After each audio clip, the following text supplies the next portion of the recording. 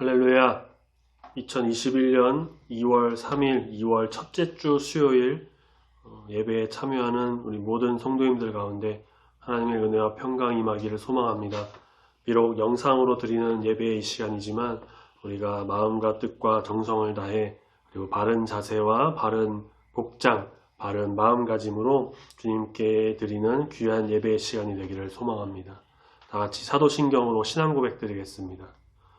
전능하사 천지를 만드신 하나님 아버지를 내가 믿사오며 그 외아들 우리 주 예수 그리스도를 믿사오니 이는 성령으로 잉태하사 동정녀 마리아에게 나시고 본디오 빌라도에게 고난을 받으사 십자가에 못 박혀 죽으시고 장사한 지 사흘 만에 죽은 자 가운데서 다시 살아나시며 하늘에 오르사 전능하신 하나님 우편에 앉아 계시다가 저리로서 산자와 죽은 자를 심판하러 오시리라.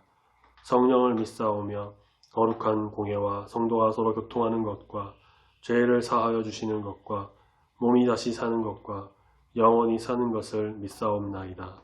아멘. 찬송가 79장 주 하나님 지으신 모든 세계 찬송가 79장 같이 찬양합니다.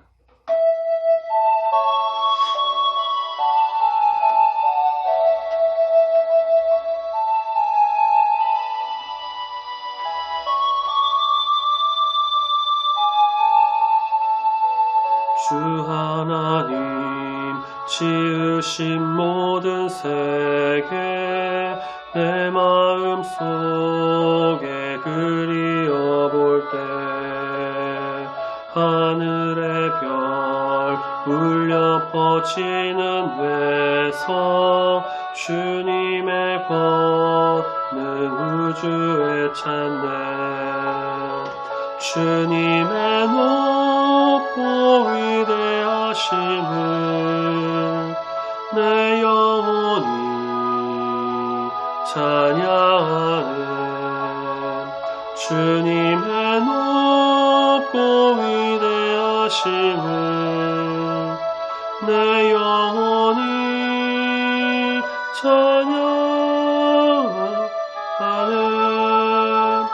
숲속이나 험한 산골짜기에서 지저귀는 저 새소리들과 고요하게 시냇물은 주님의 솜씨 노래하도다 주님의 높고 위대하심을 내 영혼이 찬양하네 주님의 높고 위대하심을 내 영혼이 찬양하네 주 하나님 독생자 아낌없이 우리를 위해 보내주셨네 십자가에 피 흘려 죽으신 주 내 모든 죄를 대속하셨네 주님의 높고 위대하심을 내 영혼이 찬양하네 주님의 높고 위대하심을 내 영혼이 찬양하네 내 주 예수 세상에 다시 올 때 저 천국으로 날 인도하리 나 겸손히 엎드려 경배하며 영원히 주를 찬양하리라 주님의 높고 위대하심을 내 영혼이 찬양하네 주님의 높고 위대하심을 내 영혼이 찬양하네.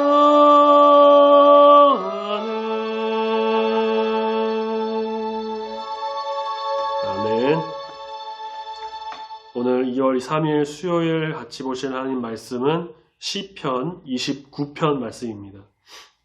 시편 29편 제가 봉독해드리지만 영상을 보시는 모든 성도님들께서도 입을 열어서 같이 읽으시길 바랍니다. 시편 29편 같이 읽습니다. 너희 권능 있는 자들아 영광과 능력을 여호와께 돌리고 돌릴지어다. 여호와께 그의 이름에 합당한 영광을 돌리며 거룩한 옷을 입고 여호와께 예배할지어다. 여호와의 소리가 물 위에 있도다. 영광의 하나님이 우레소리를 내시니 여호와는 많은 물 위에 계시도다. 여호와의 소리가 힘이 있으며 여호와의 소리가 위엄차도다. 여호와의 소리가 백향목을 꺾으시며 여호와께서 레바논 백향목을 꺾어 부수시도다. 그 나무를 송아지같이 뛰게 하시며 레바논과 시련으로 들송아지같이 뛰게 하시도다. 여호와의 소리가 화염을 가르시도다. 여호와의 소리가 광야를 진동하시며 여호와께서 가데스 광야를 진동시키시도다. 여호와의 소리가 암사슴을 낙태하게 하시고 산림을 맑게 벗기시니 그의 성전에서 그의 모든 것들이 말하기를 영광이라 하도다. 여호와께서 홍수 때에 좌정하셨으며 여호와께서 영원하도록 왕으로 좌정하시도다. 여호와께서 자기 백성에게 힘을 주시며 여호와께서 자기 백성에게 평강의 복을 주시리로다. 아멘. 우리 시간에 짧게 기도하실 때에 오늘 읽었던 시편 29편의 말씀을 깊이 묵상하시면서 조용히 눈을 감고 잠시 동안 기도하도록 하겠습니다.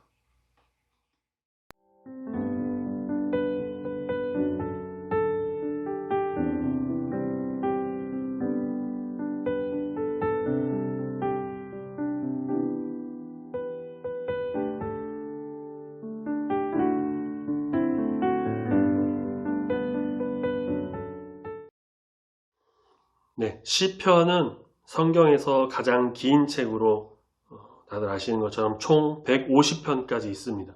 다른 성경처럼 한 저자가 아닌 여러 저자에 의해서 기록이 되었고 1편부터 끝편 150편까지 시대순, 연대순으로 기록된 것도 아닙니다.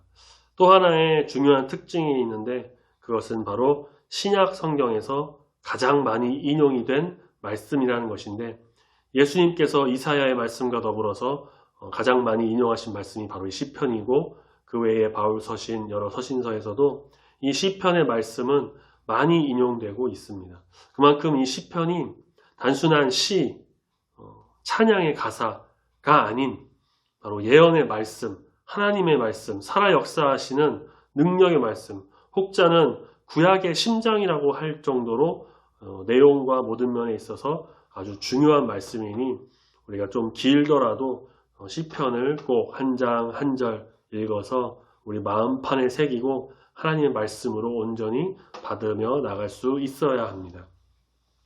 시편은 장수가 많다 보니까 그 주제도 다양합니다. 주제에 따라서 공부하는 사람들이 이름을 붙이곤 했는데 예를 들면 창조시, 감사시, 참회시, 율법시, 탄원시, 부활시, 고난시, 역사시 등등 이렇게 많은 다양한 시의 주제들이 있습니다.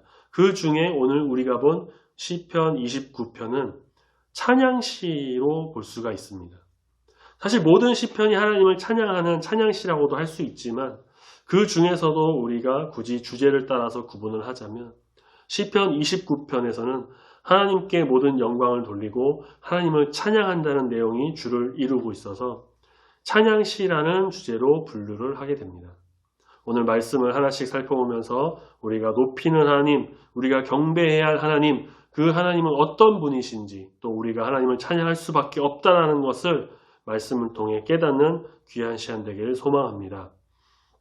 먼저 1절에서 어떤 사람이 하나님을 찬양하는지에 대해서 말하고 있습니다. 1절 처음에 너희 권능 있는 자들아 라고 말합니다. 우리가 본 개역개정에서는 너희 권능이 있는 자들아 라고 나와 있지만 새번역 성경도 굉장히 번역이 잘 된 성경이기 때문에 꼭 새번역 성경도 찾아보셔서 같이 보면 좋을 것 같습니다. 새번역 성경을 보면은 이 부분을 어떻게 번역하고 있냐면 하나님을 모시는 권능 있는 자들아, 세상을 섬기는 자들아, 인간 욕심을 섬기는 자들아, 나만 생각하는 자들아, 이기적인 자들아, 이것이 아니라 권능 있는 자들이지만 특별히 하나님을 모시는 권능 있는 자들아. 그리고 그냥 하나님을 모시는 것이 아닌 그 하나님을 모심으로 인해서 하나님을 섬김으로 인해서 하나님이 주시는 그 능력과 은혜를 입은 권능 있는 자들아. 모든 영광과 능력을 하나님께 돌리고 찬양하라 라고 외치고 있습니다.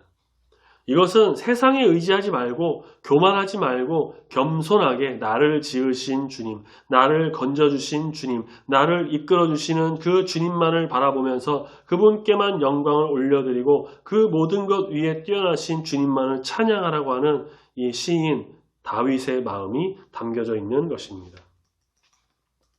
우리가 2절 말씀을 계속해서 보면 여호와께 그의 이름에 합당한 영광을 돌리며 거룩한 옷을 입고 여호와께 예배할지어다 라고 말하고 있습니다.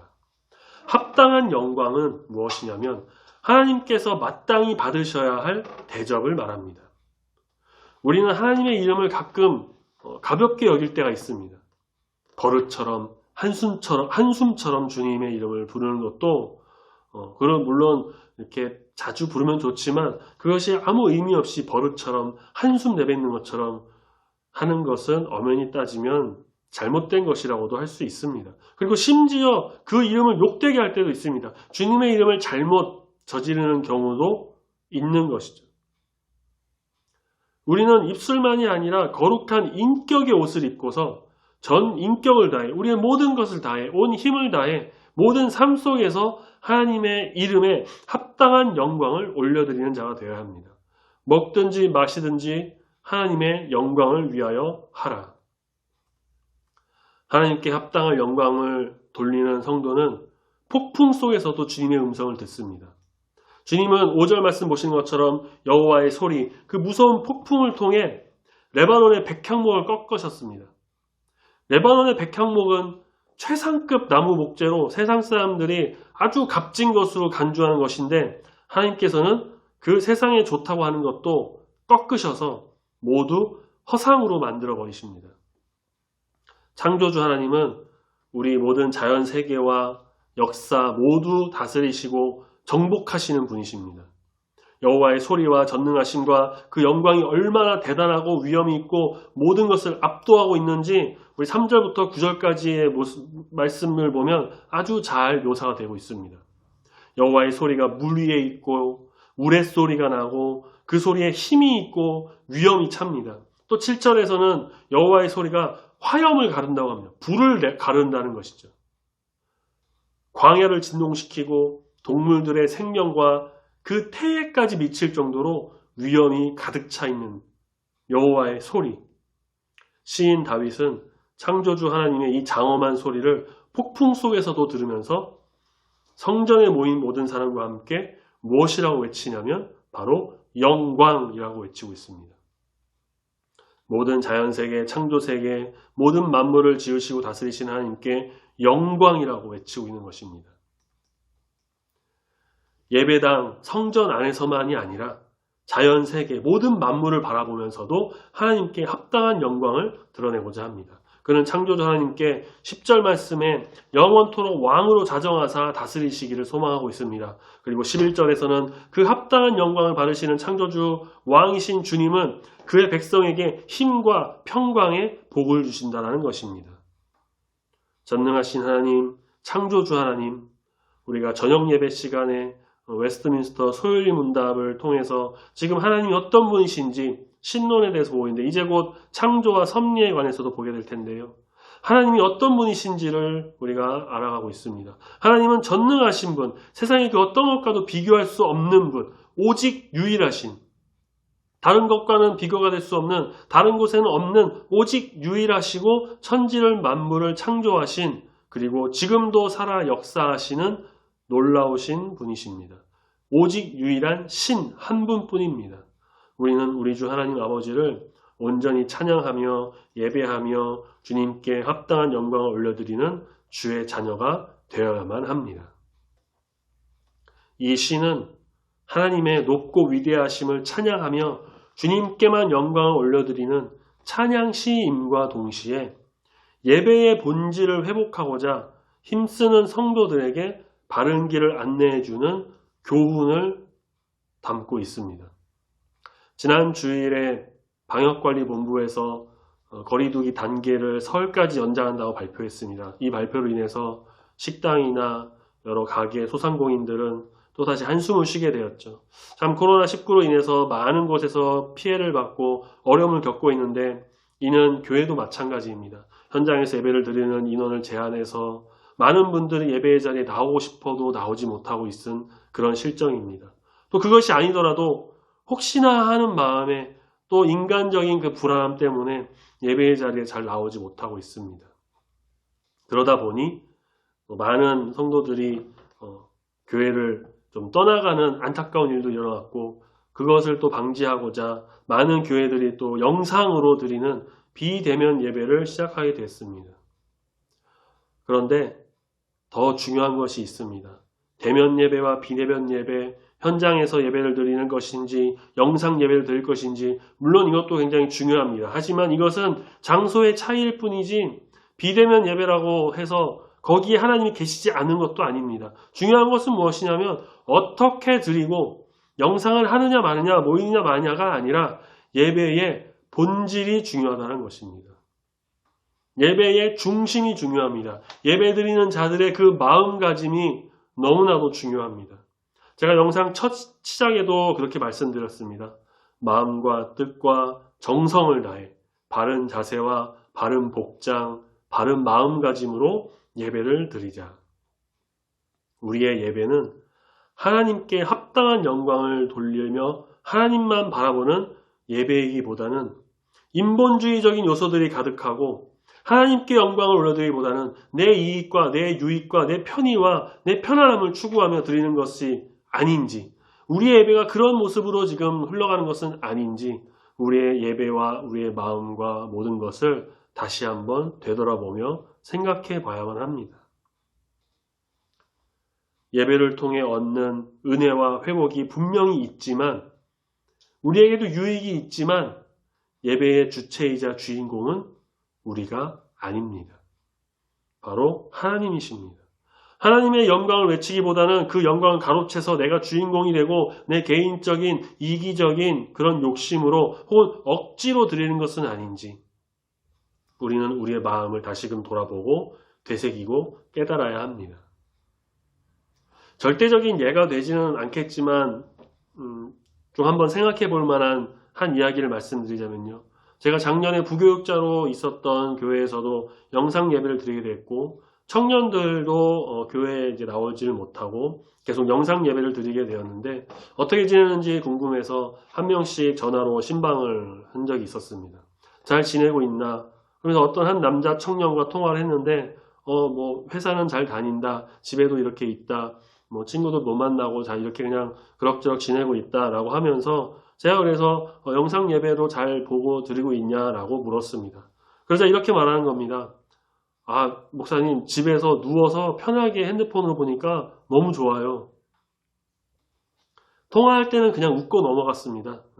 하지만 이것은 예배의 올바른 자세가 아닌 것을 다들 아마 아실 겁니다. 우리가 가정에서 영상으로 예배를 드리더라도 하나님께 드리는 귀한 예배의 시간입니다.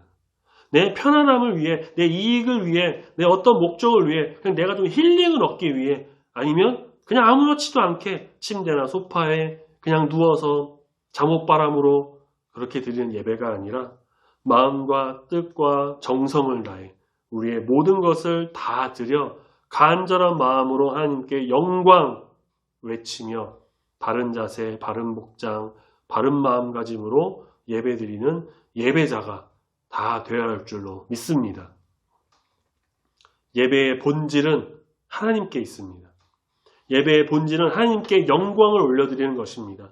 예배의 주 목적은 오직 하나님을 찬양하고 경배하는 것이고, 그래서 예배의 그 주인공은 우리가 아니라 하나님이십니다. 우리는 이 예배의 본질을 잊지 말고 항상 주님을 찬양하며 예배자로 온전히 세워지는 주의 성도가 되어야만 합니다. 남은 한 주간 이 시간에도 또 주님을 찬양하면서 자연과 역사 속에서 임하시는 우리의 주님을 바라보고 온전한 마음으로 예배드리는 삶을 살아가는, 그래서 하나님께 영광을 외치며 나가는 우리 중북교회 모든 성도님들이 되시기를 바랍니다. 마지막으로 시편 115편 1절 말씀 한 절 읽고 기도하고 마치겠습니다. 시편 115편 1절입니다. 여호와여, 영광을 우리에게 돌리지 마옵소서. 우리에게 돌리지 마옵소서. 오직 주는 인자하시고 진실하심으로 주의 이름에만 영광을 돌리소서. 아멘. 기도하겠습니다. 하나님 아버지, 감사합니다.